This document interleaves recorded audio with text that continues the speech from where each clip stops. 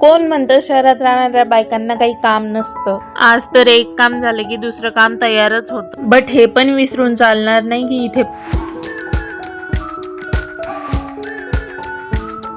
कोण म्हणतं शहरात राहणाऱ्या बायांना काही काम नसतं.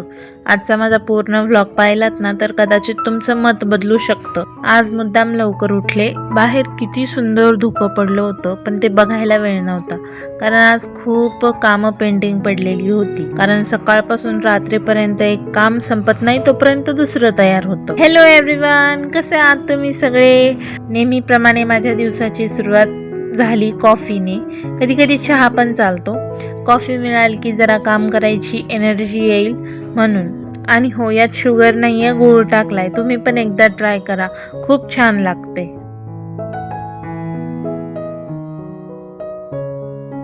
आजचं मोठं काम होतं गहू निसायला काढणं. कारण श्रीजा अजून झोपलेली होती, म्हणून पटकन गहू काढून चाळायला घेतले. नाहीतर तिच्या समोर हे काम करायचं म्हटल्यावर ती घरभर गहू करणार हे नक्की होतं. खरं सांगायचं तर आता दळण हा शब्द मला आवडत नाहीये, कारण या गव्हामध्ये इतके खडे आहेत ना की बस.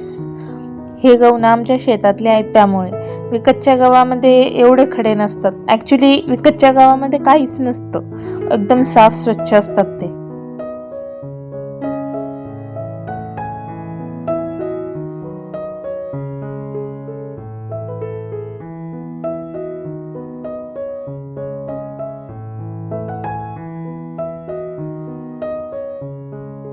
गहू निसेपर्यंत पिण्याचं पाणी पण आलं होतं आणि आमच्या मॅडम सुद्धा उठल्या होत्या. आता तर बरं झालं, तिच्या अगोदर मी पटापट दळणाचं एक मेन काम करून घेतलं. 3 तास घालून तरी फक्त एक डब्बा भरच निसले गेले गहू, पण खडे मात्र इतके निघाले की बस. दुसरं कोणतंही काम करेल, पण गहू निसायला बसायचा एवढा कंटाळा यायलाय ना आजकाल. घरकामाचं एक बरं असतं, किती केलं तरी दुसऱ्या दिवशी पुन्हा सगळं पहिल्यासारखंच तयार असतं.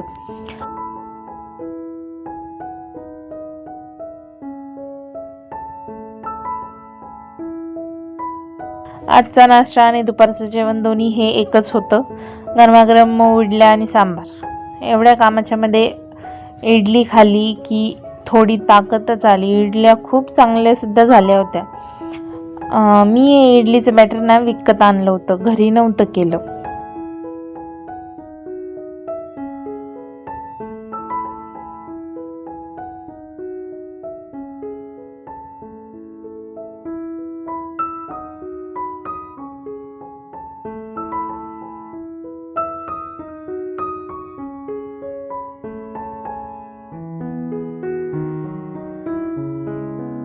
नाश्ता झाला आणि पुन्हा साफसफाईला सुरुवात केली. झाडू मारताना वर बघितलं तर पंख्यावर किती धूळ जमा झाली होती, म्हणून पटापट पंखा सुद्धा स्वच्छ करायला घेतला. म्हटलं आता चला आज हे पण काम करूनच टाकूया.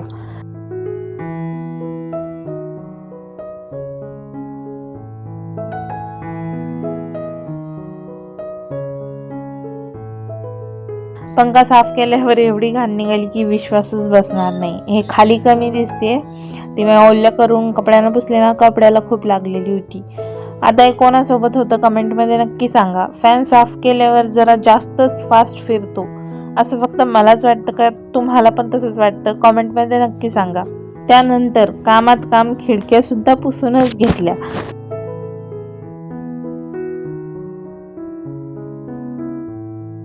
आणि आता टाइम होता किचनचा. किचनचे हाल तर बघू वाटत नव्हते असे झालेले होते. पटापट ते पण आवरायला घेतले. इडली केली ना म्हणजे पूर्ण किचन तुमचं मेस होणार म्हणजे होणारच. एक काम संपलं ना की दुसरं समोर तयारच होत होतं, असं झालं आज तर. हे जेवढं फास्ट दिसतंय, जर तेवढंच रिअलमध्ये झालं असतं तर किती छान झालं असतं ना. आपल्या बायकांना मस्त आराम झाला असता. आणि कदाचित आता खूप साऱ्या लोकांचा गैरसमज सुद्धा दूर झाला असेल की जे लोक म्हणतात ना शहरात तर बायकांना काही कामच नसतं, फक्त घरातच असतात, घरातलं काय एवढं काम असतं का? तर मी घरात का असे ना, पण एक 2 पोळ्या जरी करायच्या असल्या तरी पीठ तिंबावंच लागतं आणि भाजी जरी करायची असली तरी भांडे जेवढे लागतात तेवढेच लागतात. मग काम तर आहे ना, काम नाही असं कसं म्हणता तुम्ही, नाही का? फक्त एवढाच फरक पडतो, गावी बायका शेतात पण जातात आणि घरचंही करतात. Actually proud of them. But हे पण विसरून चालणार नाही की घरातलं काम पण खूप इम्पॉर्टंट असतं. सो चलो असू जाऊ द्या, ज्यांना समजायचे त्यांना समजू द्या, आपलं आपलं चाललंय चालू द्या, जास्त स्ट्रेस नको या. पण प्रत्येक गोष्ट स्वच्छ होताना मनाला एक वेगळंच समाधान मिळत होतं, एवढं भारी वाटत होतं ना.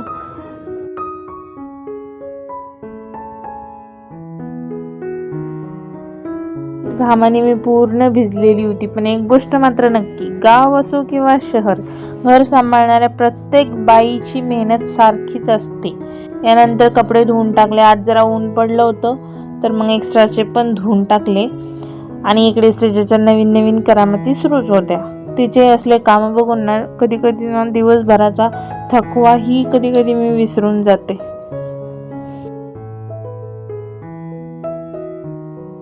संध्याकाळी बाहेर मस्त पाऊस सुरू झाला होता. श्रीजा पण बाहेर जायचं खूप हट्ट करत होती. मग आम्ही दोघी निघलो छत्री घेऊन एवढ्या पावसात बाहेर. पाऊस जास्त नव्हता, हवा जास्त होती, तर छत्री एकदम अशी हालत होती ना, तर श्रीजा फक्त म्हणत होती, मम्मा घरी चल, मम्मा घरी चल. घरात होती तोपर्यंत बाहेर चल, बाहेर आली की घरी चल, असं होतं तिचं. थंडगार हवा, मातीचा सुगंध, पावसाचे बारीक बारीक थेंब, अशा छोट्या छोट्या क्षणामध्ये खरंच सुख लपलेलं असतं, हो ना. घरी आल्यावर गरमागरम चहा बनवला आणि बिस्किट. अशा वातावरणात अजून काहीच नको असतं, बस एवढंच. गरमागरम चहा भेटला ना की बस. संध्याकाळी भाजी आणायला गेलो, मेथी घेऊन आलो. आता मेथी आणली तर खरी, पण फक्त निवडून ठेवली. एवढा कंटाळा आलता की शेवटी फक्त बेसनाचे धपाटे केले सोपे आणि बस तेवढे खाल्ले. आणि ना बाहेर इतक्या काळ्या मुंग्या झाल्या होत्या ना, लोक म्हणतात त्यांना पीठ टाकायचं. खरं कारण काय आहे, त्याच्या मागचं लॉजिक काय मला काही माहीत नाही, पण जास्त पावसामुळे बहुतेक आल्या असतील त्या. तर मग मला वाटलं तर मग मी सुद्धा पीठ टाकलं असं वरतून. म्हटले जाऊ दे, काळ्याच आहेत ना, लाल तर नाही ना, लाल असल्यावर जरा धोका आहे. एवढ्या थंड्या वातावरणात कोण आईस्क्रीम खातं? मी खाऊ शकते, मला आवडते आईस्क्रीम खायला. सो चलो, असा गेला माझा आजचा पूर्ण दिवस. जर हा व्लॉग तुम्हाला आवडला असेल तर व्हिडिओला लाईक करा आणि प्लीज चॅनलला तेवढं सबस्क्राईब करून घ्या. आणि अजून अशाच व्लॉग्ससाठी स्टे ट्यून आणि do subscribe to my channel.